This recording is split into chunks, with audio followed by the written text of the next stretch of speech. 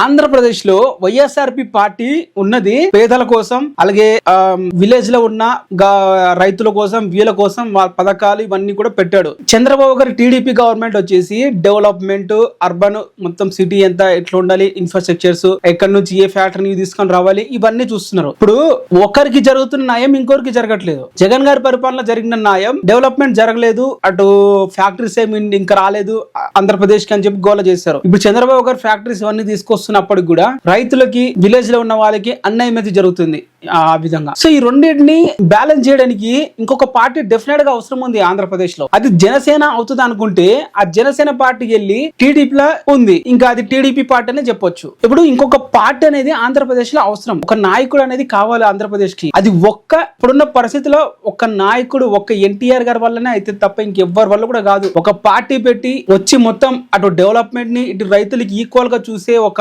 Party రావాలి. అది ఎన్టీఆర్ గారే అవుతుందని చెప్పి చాలా మంది కామెంట్స్ అయితే చేస్తున్నారు. రీసెంట్ గా వైసీపీ పార్టీ నాయకుడైనా. సో మరి మీరేమంటారు, నిజంగా ఆంధ్రప్రదేశ్ లో థర్డ్ పార్టీకి అవసరం ఉందా లేదా? కింద కామెంట్ అయితే చేయండి.